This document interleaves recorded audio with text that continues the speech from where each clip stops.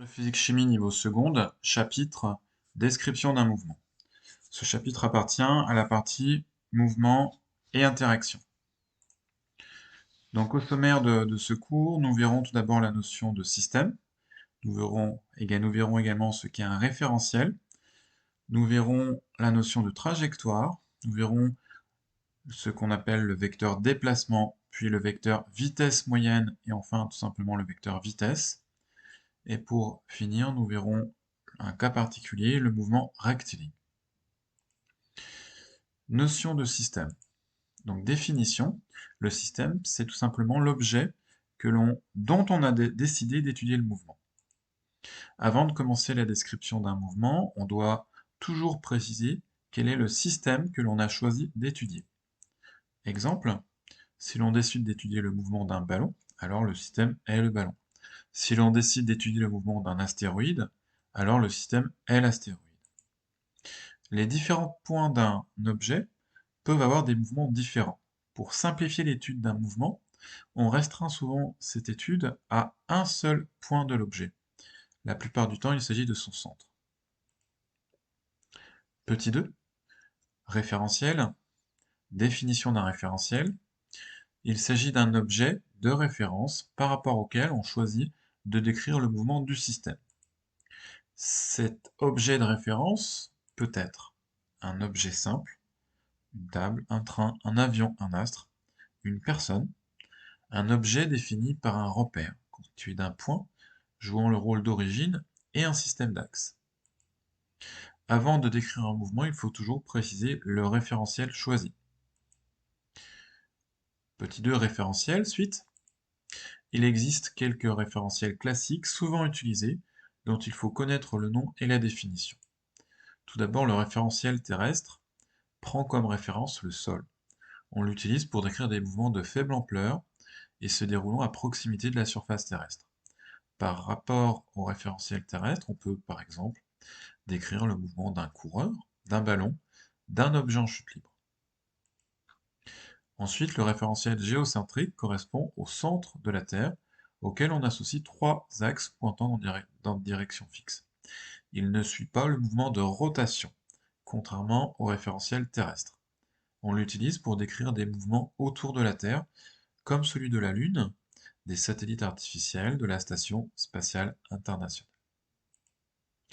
Enfin, il y a le référentiel héliocentrique, qui correspond au centre du Soleil, auquel on associe un système de trois axes pointant dans des directions fixes.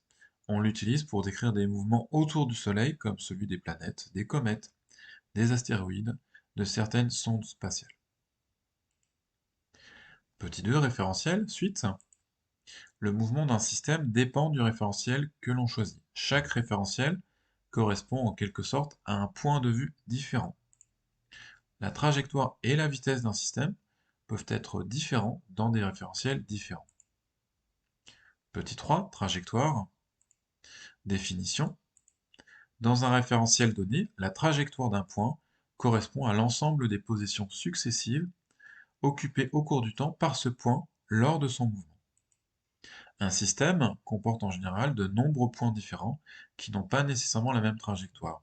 Mais dans un souci de simplification, on se limite en général à l'étude du mouvement d'un seul point, en général le plus facile à décrire.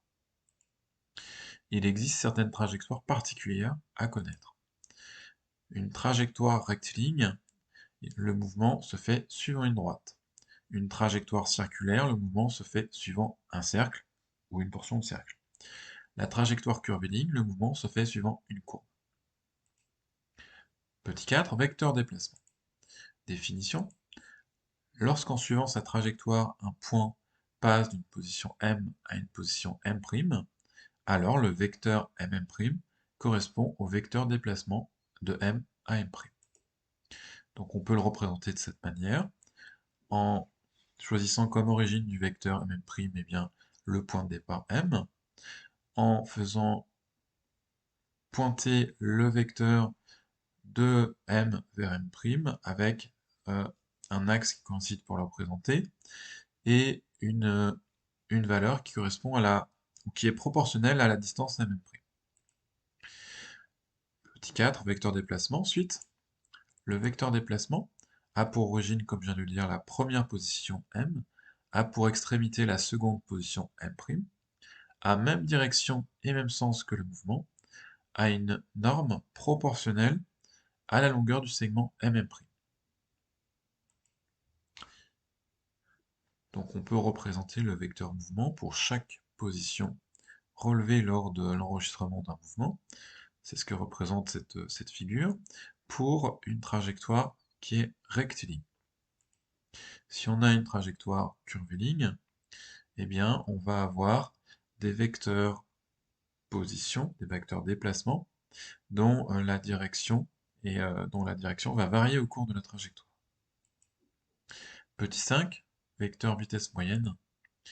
Lorsque le point d'un système parcourt une trajectoire d'un point initial M vers un point final M', alors le vecteur vitesse moyenne, noté vecteur V indice moyenne, peut être défini par la relation vecteur vitesse moyenne est égal au rapport du vecteur déplacement MM' divisé par delta t. Donc dans cette formule, MM' est le vecteur déplacement du point M vers le point M', delta t est la durée en secondes mise par le point en mouvement pour aller du point M au point M', et vecteur V' est le vecteur vitesse moyenne. Donc voilà ce qu'on obtient si on représente le vecteur moyenne sur une trajectoire curviligne. Vecteur vitesse moyenne, suite. Donc le vecteur vitesse moyenne a même direction que le segment MM', et que le vecteur déplacement, vecteur MM'. Il a même sens que le segment MM', et que le vecteur déplacement MM'. Il a une longueur qui est proportionnelle à sa norme, et qui vaut vitesse moyenne est égale au rapport de la distance MM' divisé par delta t, la vitesse de la durée de ce déplacement. Donc remarque, d'après sa définition, la direction et le sens du vecteur vitesse moyenne ne dépendent que du point initial et du point final de la trajectoire, mais pas du trajet suivi entre les deux. Petit 6, vecteur vitesse. Afin de refléter l'évolution de la vitesse tout au long du mouvement, on peut aussi définir le vecteur vitesse pour deux positions successives de la trajectoire. Il s'exprime alors par la relation V est égal à mm' sur delta t, et dans ce cas, m' représente nécessairement deux points successifs de la trajectoire.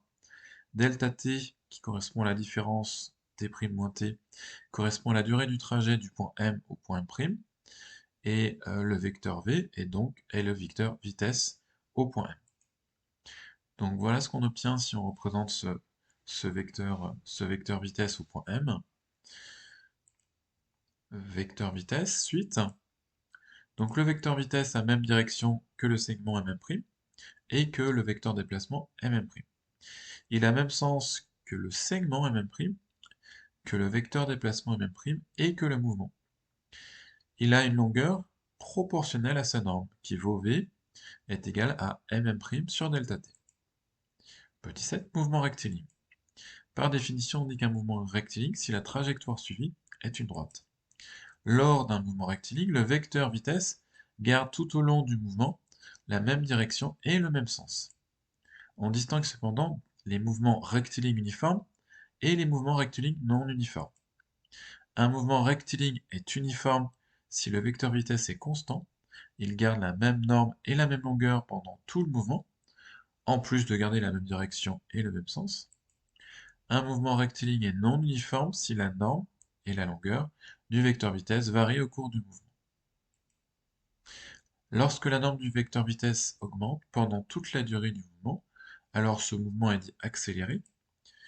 Si au contraire la norme du vecteur vitesse diminue pendant toute la durée du mouvement, alors ce mouvement est dit ralenti. Donc fin de ce cours, vous pouvez retrouver le cours sous forme de fiche écrite sur le site webphysique.fr. Si vous avez des questions, n'hésitez pas à les poser en commentaire. J'essaierai d'y répondre avec le plus de précision et le plus rapidement possible, ce qui ne veut pas forcément dire dans les heures qui suivent.